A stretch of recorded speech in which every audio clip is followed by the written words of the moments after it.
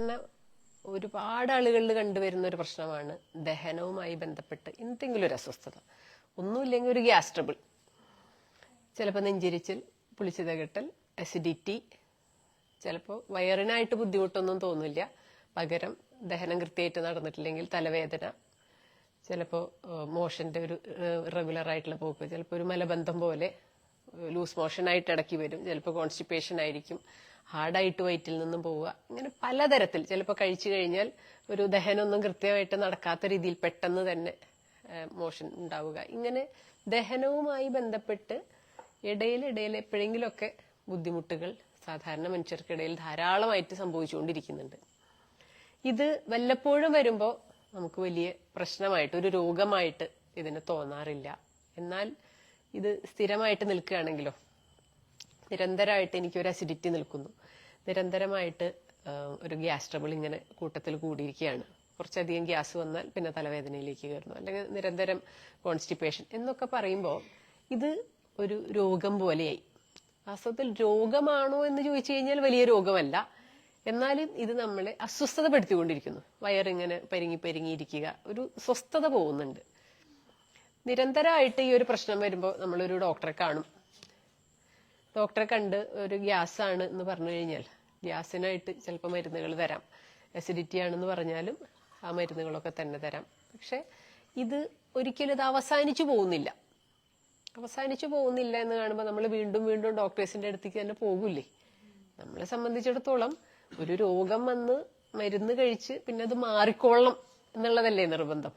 മാറിയില്ല, ഇതിപ്പോ ഇത്രയും ദിവസം കഴിക്കാൻ പറഞ്ഞു, കഴിച്ചു, അത് മാറുമെന്ന് സാധാരണ ഒരാൾ പ്രതീക്ഷിക്കുന്നു. പക്ഷെ അത് മാറാതെ ആകുമ്പോൾ നമുക്ക് അതൊരു സ്ട്രെസ്സാണ്.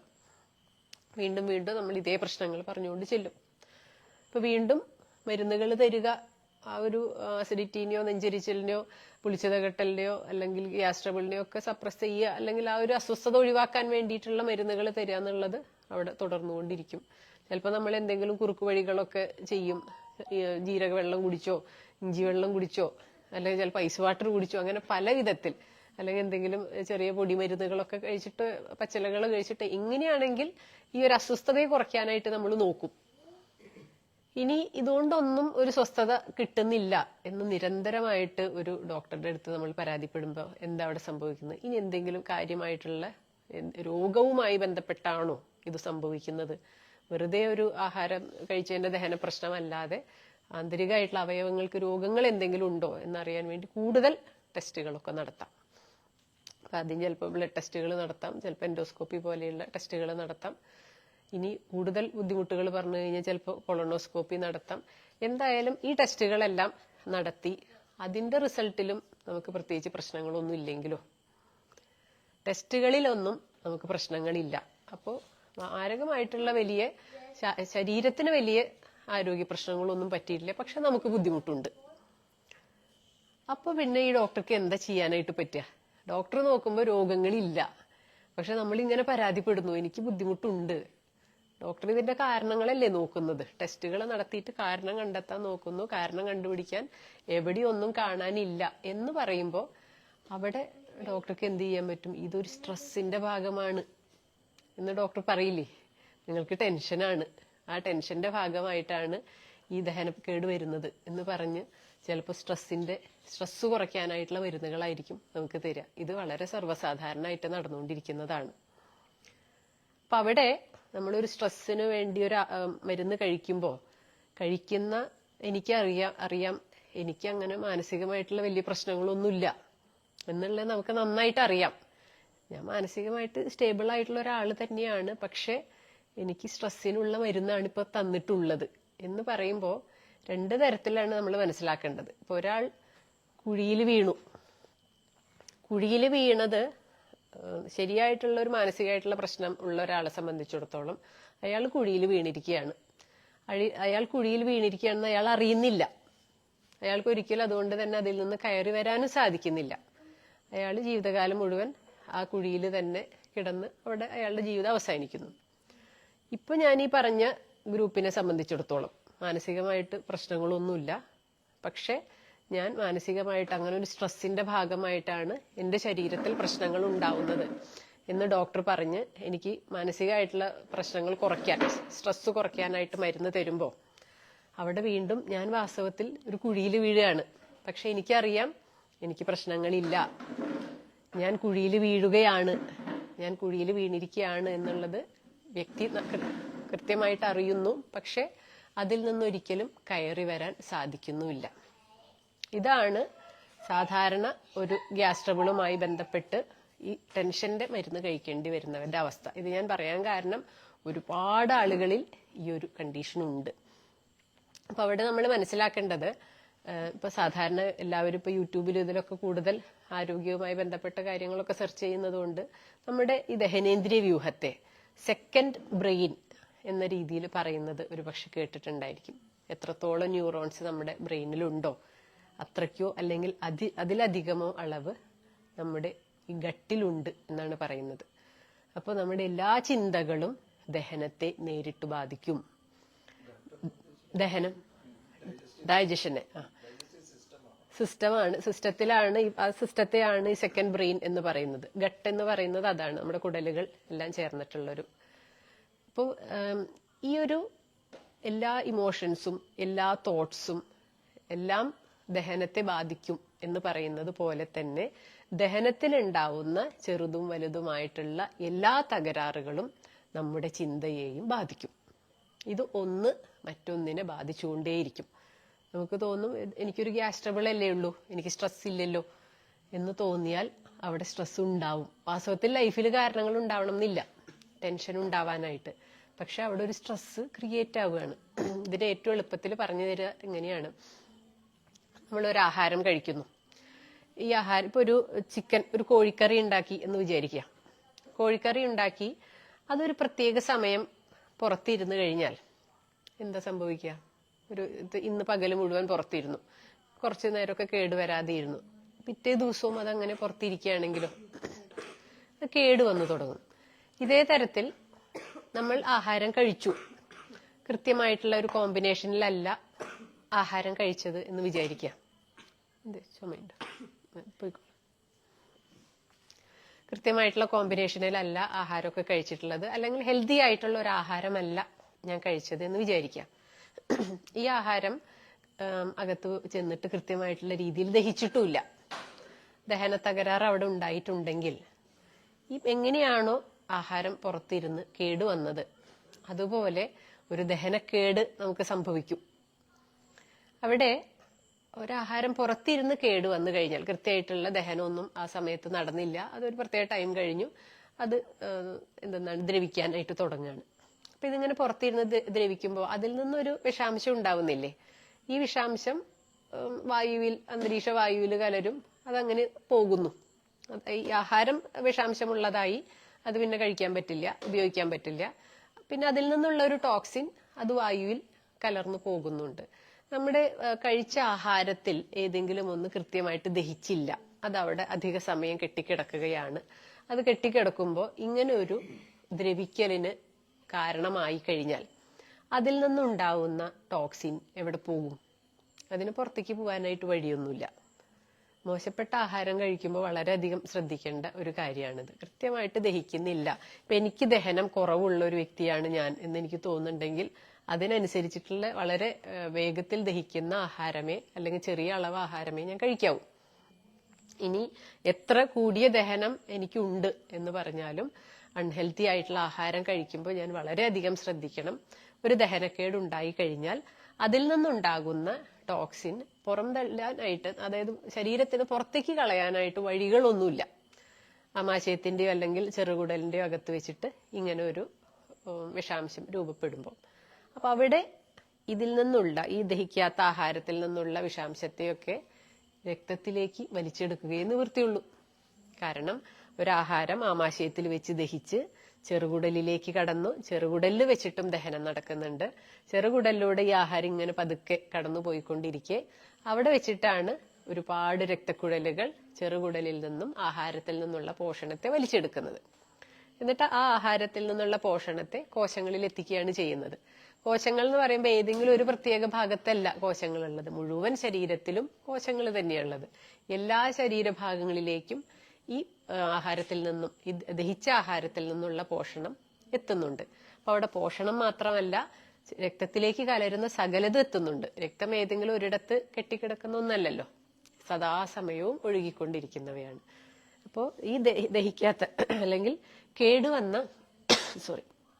ഈ ആഹാരത്തിൽ നിന്നുണ്ടായിട്ടുള്ള ഈ ഒരു ടോക്സിൻ രക്തത്തിൽ കലരുകയും അത് നമ്മുടെ ശരീരത്തിലെ വിവിധ ഭാഗങ്ങളിൽ എത്തുകയും ഇനി അത് നമ്മുടെ ബ്രെയിനിലേക്ക് എത്തുകയും ചെയ്യുകയാണെങ്കിൽ അവിടെ ഒരു സ്ട്രെസ് ക്രിയേറ്റ് ആവാൻ, അതായത് പല സ്ട്രെസ് ഏരിയകളെയും സ്റ്റിമുലേറ്റ് ചെയ്യാനായിട്ട് ഇത് കാരണമാവുന്നുണ്ട് അത്രേ. അപ്പോ നമ്മുടെ നിത്യജീവിതത്തിൽ നമ്മുടെ ഇപ്പോൾ നടന്നുകൊണ്ടിരിക്കുന്ന ലൈഫിൽ ടെൻഷനുള്ള സാധ്യതകൾ ഒന്നും തന്നെ ഇല്ലെങ്കിലും ഒരു മോശപ്പെട്ട ആഹാരം നമ്മൾ കഴിച്ചു കഴിഞ്ഞാൽ അവിടെ ഒരു സ്ട്രെസ് രൂപപ്പെടുന്നുണ്ട്. നമുക്ക് സ്ട്രെസ്സിന്റെ കാരണം അന്വേഷിച്ചു കഴിഞ്ഞാൽ കിട്ടില്ല. പക്ഷെ ഞാൻ സ്ട്രെസ്ഡ് ആണ്, ഞാൻ ഡിസ്റ്റർബ്ഡ് ആണ്. ഇനി ഈ സ്ട്രെസ്സിൽ അപ്പോൾ ഒരു ആഹാരം, മോശപ്പെട്ട ആഹാരം സ്ട്രെസ് ഉണ്ടാക്കുന്നു എന്നുള്ളത് കണ്ടു. ഇനി ഇതേ തരത്തിൽ തിരിച്ചും സംഭവിക്കുന്നുണ്ട്. നമ്മൾ സ്ട്രെസ്ഡ് ആയിട്ടുള്ള ഒരു സിറ്റുവേഷനിൽ ഇരിക്കുകയാണ്. അപ്പൊ ഈ സമയത്ത് നമ്മുടെ ഇമോഷൻ കൃത്യമായിട്ടും ദഹനത്തെ ബാധിക്കും എന്നുള്ളത് തുടക്കത്തിൽ പറഞ്ഞു. സ്ട്രെസ്ഡ് ആയിട്ടിരിക്കുന്ന സമയത്ത് ദഹനേന്ദ്രിയ വ്യൂഹം പ്രവർത്തിക്കാൻ തയ്യാറല്ല വാസ്തവത്തിൽ. അപ്പോൾ നല്ല സ്ട്രെസ്സിലിരിക്കുന്ന സമയത്ത് എത്ര നല്ല ആഹാരം കഴിച്ചാലും മോശപ്പെട്ട ആഹാരം കഴിച്ചു കഴിഞ്ഞാലും അവിടെ ദഹന തകരാറിലാവാനുള്ള സാധ്യത വളരെ കൂടുതലാണ്. അപ്പൊ ഈ ആഹാരം നമ്മൾ കഴിക്കുന്നു, അകത്തെത്തുന്നു, കൃത്യമായിട്ടുള്ള ദഹനം അവിടെ സംഭവിക്കുന്നില്ല. ഇപ്പൊ വല്ലാണ്ട് സന്തോഷത്തിലിരിക്കുമ്പോൾ, വല്ലാണ്ട് ദുഃഖത്തിലിരിക്കുമ്പോൾ, വല്ലാത്ത ഭയത്തിലിരിക്കുമ്പോൾ ഒന്നും നമുക്ക് ആഹാരം കഴിക്കാൻ പറ്റില്ലല്ലോ. കുറച്ച് സമയത്തേക്കെങ്കിലും വിശപ്പിന് ശരീരം സ്റ്റോപ്പ് ചെയ്ത് ഒന്ന് പോസ് ചെയ്ത് വെച്ചിരിക്കുന്നത് നമുക്ക് എല്ലാവർക്കും പരിചയത്തിലുണ്ടാവും. അപ്പൊ ഏറ്റവും ലളിതമായിട്ടുള്ള ഒരു ഉദാഹരണം പറഞ്ഞ, ഒരു മരണ വീട്ടിൽ ആ സമയത്ത് ആരും ഭക്ഷണമൊന്നും കഴിക്കില്ല. വല്ലാത്ത ദുഃഖത്തിലിരിക്കുമ്പോൾ കഴിക്കാനായിട്ട് സാധിക്കില്ല. കാരണം അതുപോലെ നമ്മളൊരു വൈകാരിക തീവ്രതയിൽ ഇരിക്കുന്ന സമയത്ത്, ഒരു പ്രഷറിലിരിക്കുന്ന സമയത്ത് ദഹനം നടക്കില്ല. അപ്പൊ അതുകൊണ്ട് തന്നെ ആഹാരം ആ സമയത്ത് കഴിക്കില്ല. ഇപ്പൊ കുട്ടികളെ കണ്ടിട്ടില്ലേ, അവര് കളിയിൽ മുഴുകിക്കഴിഞ്ഞാൽ വലിയ സന്തോഷത്തിലായിരിക്കും. അപ്പൊ ആ സന്തോഷത്തിന്റെ വല്ലാത്ത പാരമ്യതയിൽ നിൽക്കുമ്പോഴും അവർക്ക് ആഹാരം കഴിക്കാൻ പറ്റില്ല. പിന്നെ അതൊക്കെ കഴിഞ്ഞു വരണം. വന്ന ആ വലിയ സന്തോഷത്തിൽ നിന്നൊക്കെ ഇറങ്ങി വന്നതിന് ശേഷമേ അവിടെ ദഹനം തുടങ്ങുള്ളൂ. അപ്പോഴേ അവർക്ക് വിശപ്പ് വന്ന് ആഹാരം കഴിക്കാനായിട്ട് തുടങ്ങുള്ളൂ. അപ്പോ വൈകാരിക തീവ്രതയിൽ നിൽക്കുമ്പോൾ ദഹനം കൃത്യമായിട്ട് നടക്കില്ല. അപ്പൊ നമ്മളൊരു സ്ട്രെസ് ഉള്ള സമയത്ത് ആഹാരം കഴിച്ചാൽ ആ ആഹാരം വീണ്ടും കൃത്യമായിട്ടുള്ള ദഹനം സംഭവിക്കാതെ വരികയും നേരത്തെ പറഞ്ഞ അതേ ഒരു പ്രവർത്തനം ഉള്ളിൽ സംഭവിക്കുകയും ചെയ്യും. അതായത് വീണ്ടും അതിൽ നിന്നൊരു ടോക്സിൻ ക്രിയേറ്റ് ആവുകയാണ്. അപ്പോൾ ഒരു സ്ട്രെസ് ദഹനം തകരാറിലാക്കുന്നു, ഒരു ദഹന തകരാറ് സ്ട്രെസ് ഉണ്ടാക്കുന്നു. ഇതിങ്ങനെ ഒരു ചാക്രികമായിട്ടുള്ള ഒരു സൈക്ലിക് ആക്ഷൻ ആയിട്ട് ഇങ്ങനെ നടന്നുകൊണ്ടേയിരിക്കും. എങ്ങനെയാണ് അപ്പൊ നമ്മൾ ഇതിനെ തടുക്കുക, എങ്ങനെയാ ബ്ലോക്ക് ചെയ്യുക? ഇതിങ്ങനെ സംഭവിച്ചുകൊണ്ടേയിരിക്കില്ലേ ഒരു മനുഷ്യനിൽ? ഇപ്പൊ ഈ ഒരു ചാക്രികമായിട്ടുള്ള ഈ ഒരു പ്രവർത്തനം തുടങ്ങിക്കഴിഞ്ഞാൽ എങ്ങനെ ഇതിനെ ബ്ലോക്ക് ചെയ്യാനായിട്ട് പറ്റാം? അയാളിൽ ഒരു മോശപ്പെട്ട ആഹാരം കഴിച്ചു, അത് ടെൻഷൻ ഉണ്ടാക്കി. ആ ടെൻഷൻ അവിടെ നിലനിൽക്കുന്നുണ്ട്. കാരണം അത് ചിന്ത കൊണ്ടുണ്ടാക്കിയ ടെൻഷനല്ല, ശരീരത്തിന്റെ തലത്തിലാണ് സ്ട്രെസ് തുടങ്ങിയത് എന്നുള്ളത് കൊണ്ട് അത് അവിടെ നിലനിൽക്കുന്നുണ്ട്. അടുത്തൊരു നേരം അയാൾ ആഹാരം കഴിക്കുന്നു, അത് വീണ്ടും സ്ട്രെസ് ഉണ്ടാക്കുന്നു. സ്ട്രെസ്സിലിരിക്കെ വീണ്ടും ആഹാരം കഴിക്കുന്നു, വീണ്ടും ദഹനം. ഇത് ഇങ്ങനെ സംഭവിച്ചുകൊണ്ടേയിരിക്കും. നമ്മളപ്പോ അവിടെ ഏത് തരത്തിൽ സൊല്യൂഷൻ നൽകാൻ നോക്കിയിട്ടും ദഹനം ശരിയാക്കാൻ നോക്കിക്കഴിഞ്ഞാൽ അവിടെ അത് ക്ലിയർ ആവുന്നില്ല. സ്ട്രെസ് കുറയ്ക്കാൻ മരുന്ന് കഴിച്ചു കഴിഞ്ഞാൽ അവിടെയും പ്രോപ്പർ ആയിട്ടുള്ള ഒരു സൊല്യൂഷനിലേക്ക് എത്തുന്നില്ല. എന്തുകൊണ്ടാണ് എത്താത്തത്? ഈ ഒരു ചങ്ങല പൊട്ടിക്കണം, ഒന്ന് മറ്റൊന്നിന് കാരണമാവുന്നു എന്ന് പറയുന്ന ഈ ഒരു കണക്ഷൻ വിച്ഛേദിക്കണം. എങ്കിൽ മാത്രമേ ഈ ഒരു പ്രശ്നം നമുക്ക് സോൾവ് ചെയ്യാൻ പറ്റുള്ളൂ. എങ്ങനെയാ ഒരു ചങ്ങല പൊട്ടിക്കുക? ഇതിങ്ങനെ സംഭവിച്ചുകൊണ്ടേയിരിക്കുമ്പോൾ എങ്ങനെ നമുക്കിതിനെ ബ്രേക്ക് ചെയ്യാം? ദഹനത്തെ കുറച്ച് സമയത്തേക്ക് അങ്ങോട്ട് സ്റ്റോപ്പ് ചെയ്ത് വെക്കണം. അതെങ്ങനെയാ? ഇവിടെ ഇപ്പൊ ജീവനത്തിൽ എന്താ ചെയ്യുന്നത്? ജീവനത്തിൽ ഇന്ന് ഫാസ്റ്റിങ്ങിലാണ്. അതായത് കുറച്ച് നാളത്തേക്ക് ദഹിപ്പിക്കണ്ട എന്ന് ശരീരത്തോട് നമ്മൾ പറഞ്ഞിരിക്കുക. പണിയെടുക്കണ്ട കുറച്ച് നാൾ. ദഹനം എന്ന് പറയുന്നത് നിർത്തി. ദഹനം നിർത്തി വെച്ച് കഴിഞ്ഞാൽ ശരീരത്തിൽ നമ്മൾ എക്സ്പീരിയൻസ് ചെയ്യുന്നത് എന്താ? ഇപ്പോ ഉള്ള അതായത് സാധാരണഗതിയിൽ നമ്മൾ ആഹാരം കഴിച്ചുകൊണ്ടിരിക്കുന്നു, ദഹിക്കുന്നു, വിസർജിച്ചു പോകുന്നു, വീണ്ടും ആഹാരം ഇങ്ങനെയാണ് നടന്നുകൊണ്ടിരിക്കുന്നത്. ഉപവാസ സമയങ്ങളിൽ, ഫാസ്റ്റിംഗ് സമയത്ത് ആഹാരം കഴിക്കുന്നൊന്നുമില്ല. പക്ഷെ ശരീരത്തിൽ നിന്നും വേസ്റ്റ് നിർമാർജനം നടക്കുന്നുണ്ട്, മാലിന്യം പുറത്തു പോകുന്നുണ്ട്. അത് 1-ാമത്തെ ദിവസവും ഉപവാസത്തിന്റെ 5-ാമത്തെ ദിവസവും 10-ാമത്തെയും 15-ാമത്തെയും 20-ഉം 25-ഉം എത്ര ദിവസം ഫാസ്റ്റ് ചെയ്ത് കഴിഞ്ഞാലും ഇടയിൽ കുറെ ശരീരം മലവിസർജനമൊക്കെ ആയിട്ട് നടത്തി കളയുന്നുണ്ട്. അപ്പോൾ ഇത്രയും കാലം കൊണ്ട് കെട്ടിക്കിടക്കുന്ന കുറെ വേസ്റ്റുകളെ കൂടിയാണ് പുറന്തള്ളി കളയാനായിട്ട് ഈ ഉപവാസ സമയത്തിൽ ശരീരത്തിന് സാധിക്കുന്നത്. പുതിയ ആഹാരം അകത്തേക്ക് ഫാസ്റ്റിംഗ് പീരീഡിൽ ചെല്ലുന്നില്ല എന്നുള്ളത് കൊണ്ട് തന്നെ അവിടെ ഒരു ദഹന തകരാറ് സംഭവിക്കുന്നില്ല എന്ന് മാത്രമല്ല പഴകിയ വേസ്റ്റുകൾ പുറന്തള്ളപ്പെടുകയും ചെയ്യുന്നു. അപ്പൊ അവിടെ സ്ട്രെസ് പുതിയതായിട്ട് ക്രിയേറ്റ് ആവുന്നില്ല. എന്തൊക്കെയാണോ സ്ട്രെസ് ഉണ്ടാക്കിക്കൊണ്ടിരുന്നത് ആ വേസ്റ്റുകൾ പുറന്തള്ളി പോവുകയും ചെയ്യുന്നു.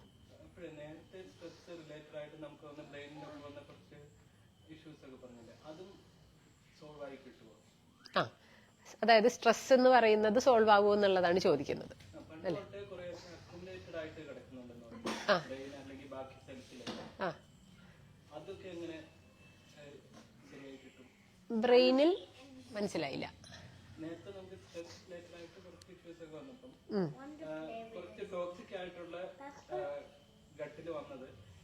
ബ്ലഡ് വഴി ബോഡിയിൽ പല സെൽസിലൊക്കെ എത്തിയെന്ന് പറഞ്ഞില്ല.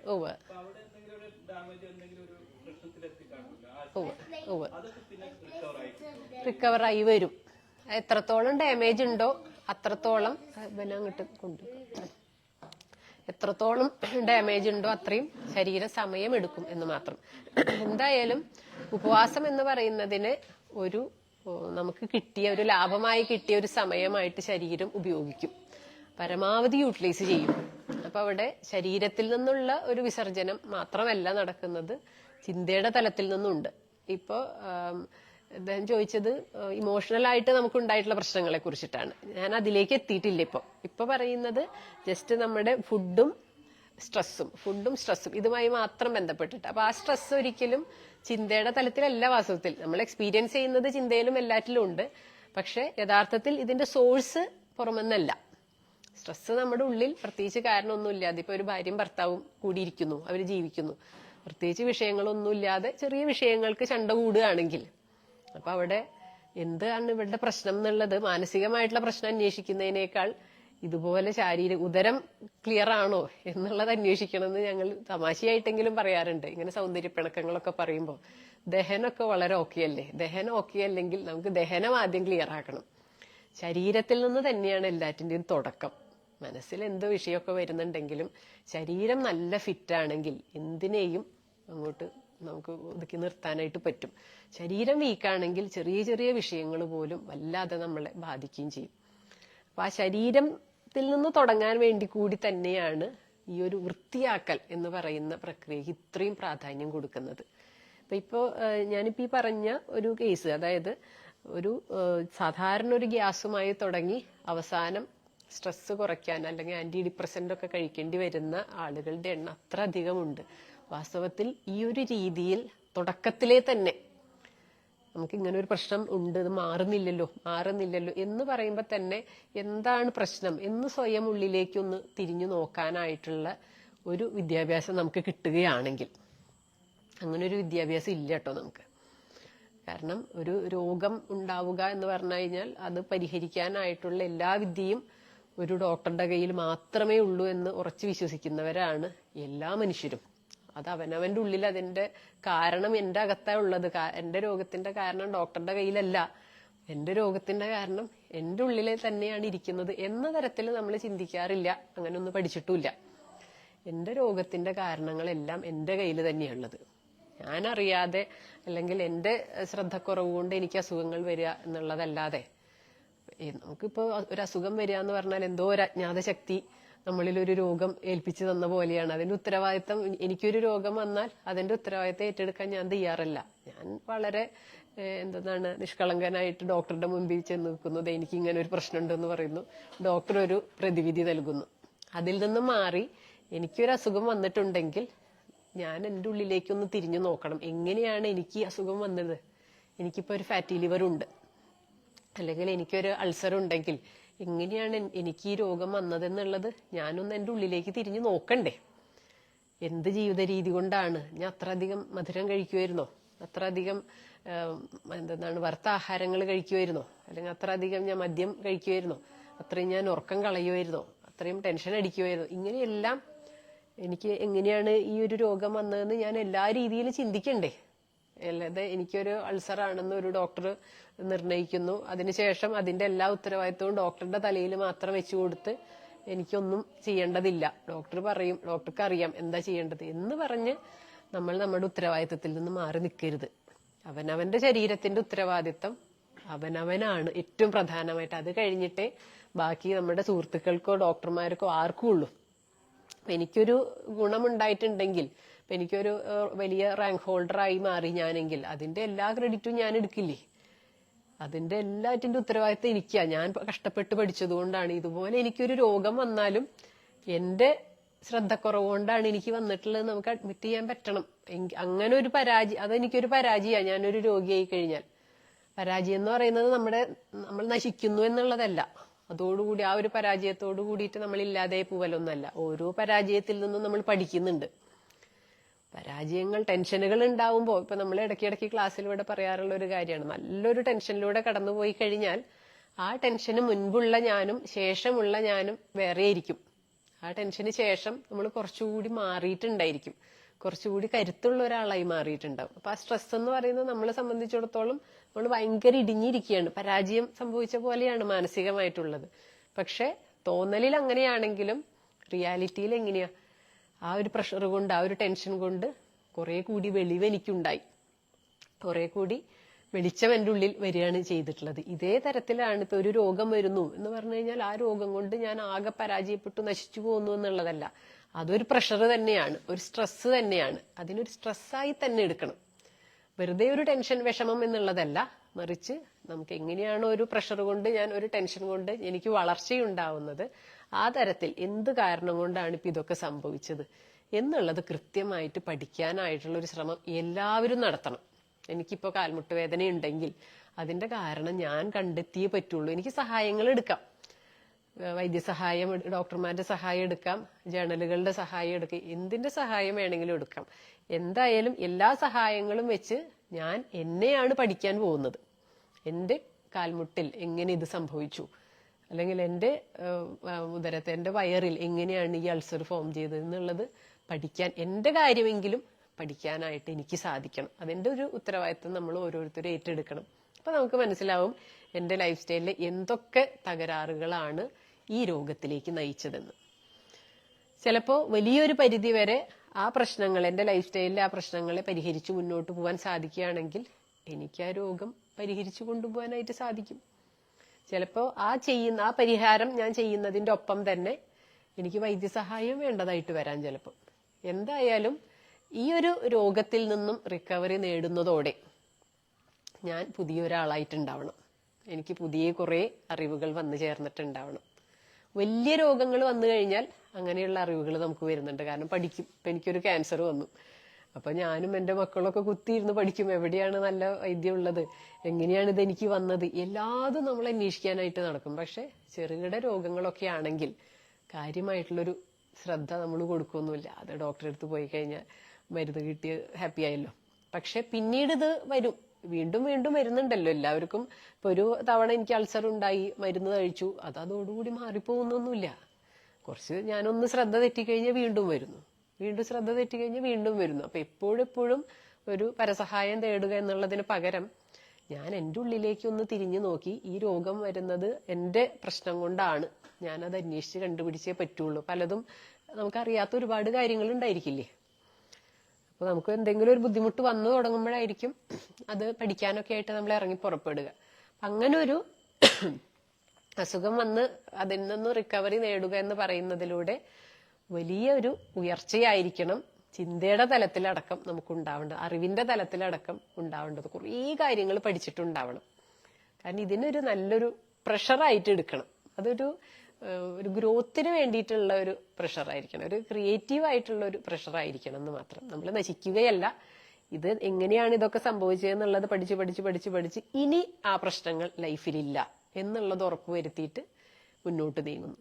അങ്ങനെ മുന്നോട്ട് നീങ്ങുന്നതോടെ ഇനി എനിക്കൊരു പ്രശ്നം വരില്ല എന്നല്ല, കുറെ കഴിയുമ്പോൾ വീണ്ടും എനിക്ക് എന്തെങ്കിലും ബുദ്ധിമുട്ട് വരാം. അപ്പൊ വീണ്ടും ഞാൻ പഠിക്കും ഇതെങ്ങനെയാ ഇതൊക്കെ എങ്ങനെയാ വന്നത്, അപ്പൊ എന്റെ ലൈഫിൽ ഇതൊക്കെ കറക്റ്റ് ചെയ്യാനുണ്ടായിരുന്നു.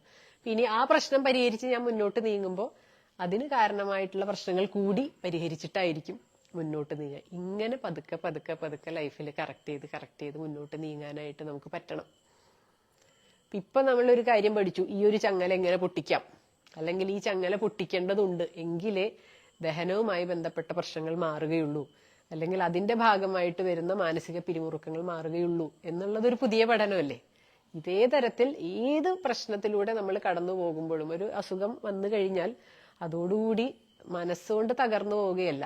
അപ്പൊ അവിടെ മനസ്സിലാക്കണം, നല്ല ടെൻഷനാണ് വരാൻ പോകുന്നത്, എന്തായാലും പുതിയ കുറച്ച് പരിപാടികൾ ഇതിൽ കൂടെ പഠിക്കാം, എന്തായാലും ഞാൻ നന്നാവാൻ പോവുകയാണ് എന്ന തരത്തിലായിരിക്കണം അസുഖങ്ങൾ വരുമ്പോൾ നമ്മുടെ മാനസികാവസ്ഥ. ഏതൊരു മാനസിക പിരിമുറുക്കം വരുമ്പോഴും ഇങ്ങനെ തന്നെ ചിന്തിക്കണം എന്നാണ് പൊതുവെ എല്ലാവരോടും പറഞ്ഞു കൊടുക്കാറുള്ളത്. നല്ല ടെൻഷനിലൂടെ കടന്നു പോകുമ്പോൾ എന്തോ പ്രൊമോഷനുള്ള സമയമായിട്ടുണ്ട്, അപ്പൊ ഈ ഒരു ടെൻഷൻ കഴിയുമ്പോഴേക്കും നമുക്ക് ഇത്തിരി കൂടി ബുദ്ധിവികാസം ഉണ്ടാവും. ഇതേ തരത്തിൽ രോഗങ്ങൾ വരുമ്പോഴും മനസ്സിലാക്കണം, നല്ല ടെൻഷനിലൂടെ കടന്നു പോകാൻ പോകുന്നത്, ഇപ്പൊ പ്രൊമോഷനുള്ള സമയമായി. ഇതാണ് ഇന്നത്തെ കഥ. ഇതിലെന്തൊക്കെയാണ് സംശയങ്ങളൊക്കെ അല്ലേ പറയാ?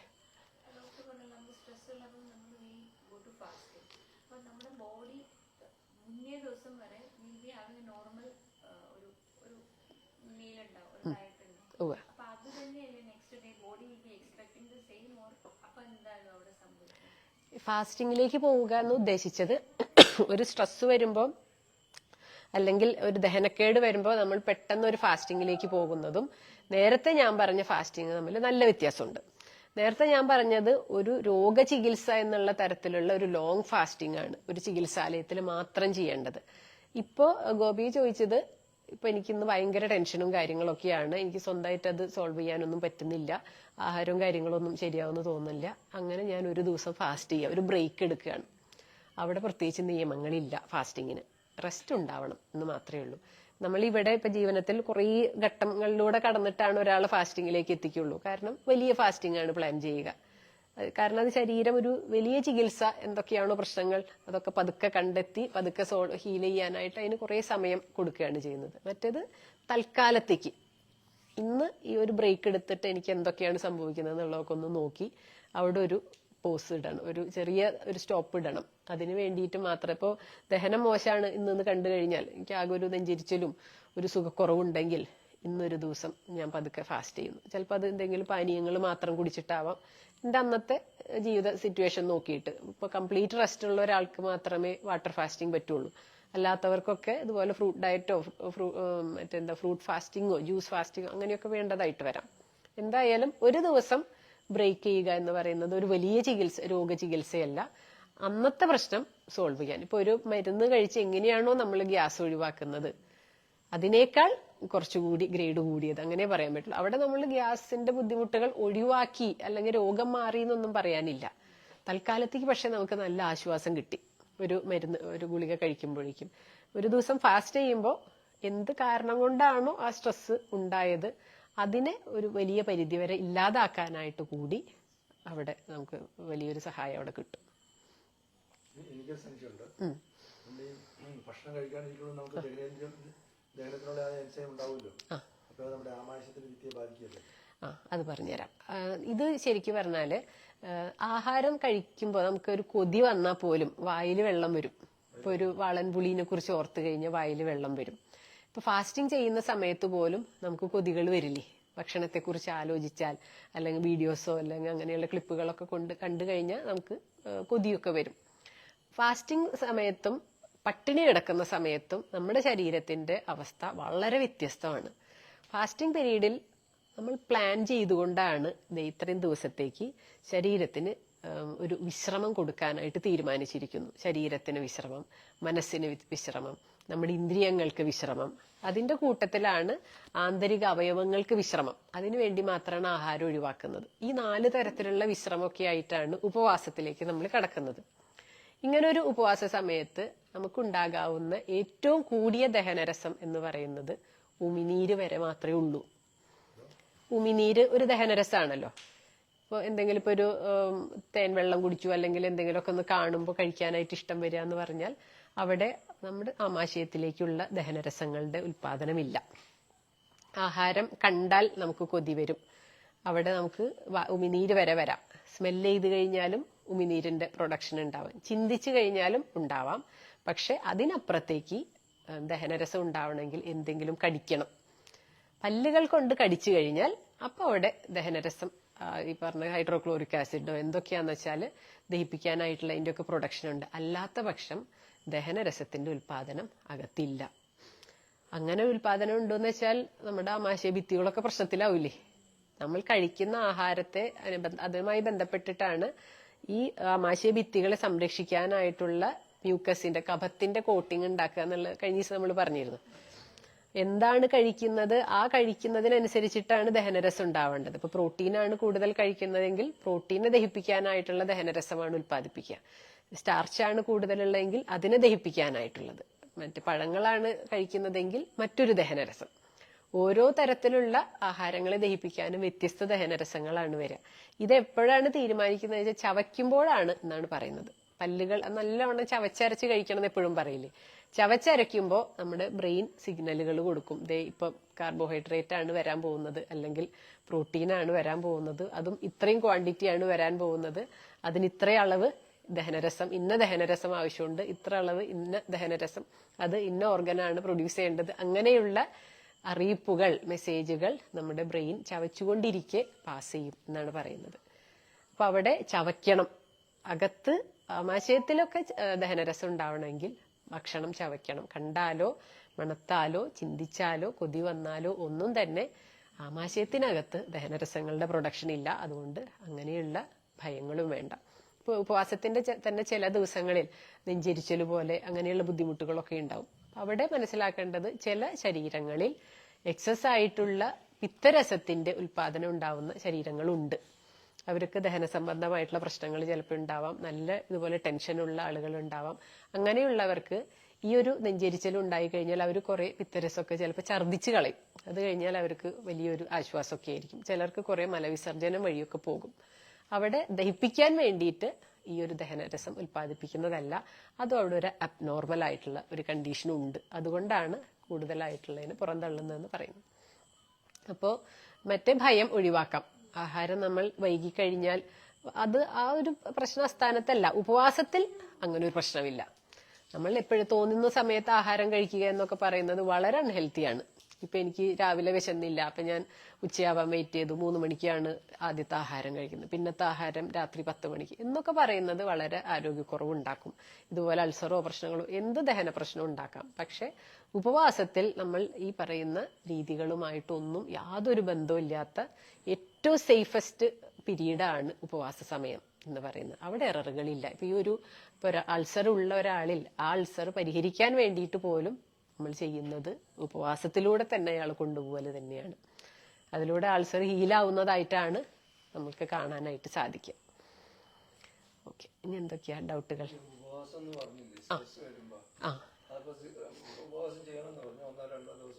ഒരു ദിവസം, ആ ഒരു ദിവസം മാത്രം ഒരു ബ്രേക്ക്.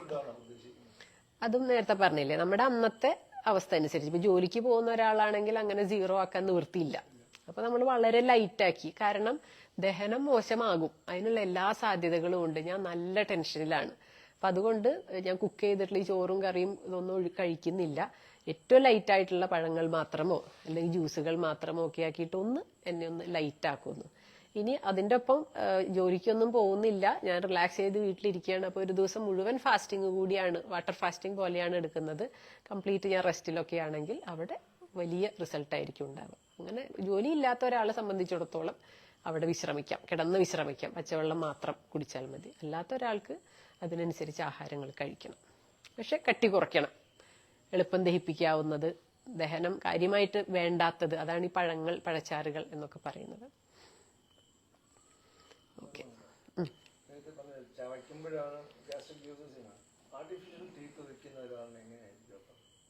അതൊരു ചോദ്യമാണല്ലോ. മൂവ്മെന്റിലൂടെ ആയിരിക്കാം, ആ ഒരു പൊസിഷൻ വെച്ചിട്ട് ചെയ്യുന്നുണ്ടല്ലോ. അതെ അതെ അതെ ആണ്, ഉണ്ടാവാം. അതിനെ കുറിച്ചിട്ട് ധാരണയില്ല. അതെ കാരണം പ്രായമായിട്ടുള്ളവര് പലരും അതെ അതെ അതെ മാറ്റും. അപ്പൊ അവർക്ക് അങ്ങനെ വരുമ്പോ ദഹനത്തിന്റെ ഇഷ്യൂസ് വരണം. ഉണ്ട്, മിക്കവാറും ആളുകൾക്കുണ്ട്, അങ്ങനെയുണ്ട്. എപ്പോഴും ഗ്യാസിന്റെ പ്രശ്നങ്ങളൊക്കെ കൂടുതലായിട്ട് പറയും, കംപ്ലീറ്റ് ആയിട്ട് അങ്ങനെ മാറ്റി വെച്ചിട്ടുള്ള ഒരു കൂടുതലും. അതൊരു ചോദ്യമാണ്, അതിനെക്കുറിച്ച് ഇനി പഠിക്കാം. അതെ അതെ